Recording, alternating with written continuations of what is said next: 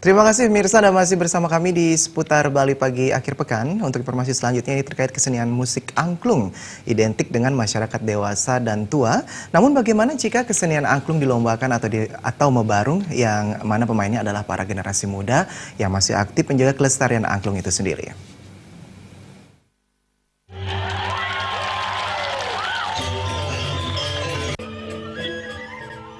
Gamelan angklung biasanya digunakan untuk mengiringi upacara fitriyahnya. Namun dengan ajang Utsawa Merdangga Angklung Kebiar, Pemkab Buleleng berusaha membangkitkan kembali gamelan angklung sebagai primadona, khususnya bagi para remaja saat ini. Kreasi-kreasi dalam gamelan angklung Kebiar yang ditampilkan mampu memberikan hiburan masyarakat Buleleng.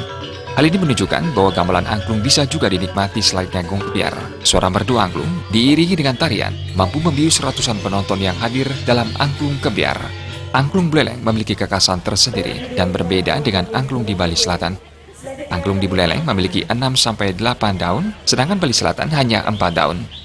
Salah satu seniman Buleleng, Wayan Sujana, mengungkapkan, ajang ini merupakan proses pengembangan dan regenerasi kesenian angklung yang belakangan ini jarang dilirik dan dipentaskan. Kegiatan seperti ini seharusnya dimanfaatkan dengan sebaik-baiknya oleh para generasi muda saat ini. Kekhasan angklung Buleleng itu daunnya lebih dari 5. Daun 6, daun pitu, daun kutus. Tapi kalau angklung selatan namanya angklung kelentangan, bunganya 4 daunnya. Nah, dia dimain di nada 4. Nah, sekarang kalau di Buleleng, dia mirip bermain di nada 5. Pengembangannya menjadi 6, 7, dan 8. Supaya meleluasa memainkan gamelan-gamelan yang lebih dinamis. Nah, itu justru kita dorong. Supaya estafet daripada angklung ini tidak terkesannya adalah angklung itu untuk anak mati, kemudian orang-orang tua kuno. Sekarang lebih banyak kita dorong yang memainkan adalah orang-orang muda. Ternyata dengan Utsawa Merdangga ini kebanyakan pemainnya adalah anak-anak muda, jadi 70% itu. Nah, itu yang kita inginkan, kita dorong untuk supaya angklung ini menjadi dicintai oleh anak-anak muda.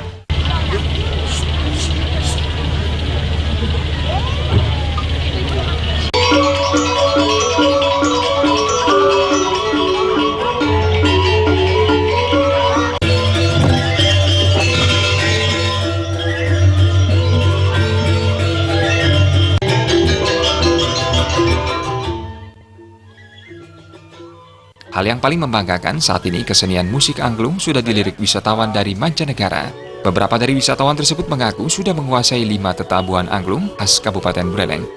Hal ini seharusnya menjadi ajang introspeksi diri bagi generasi muda untuk tetap mengembangkan dan melestarikan angklung yang ada di wilayahnya.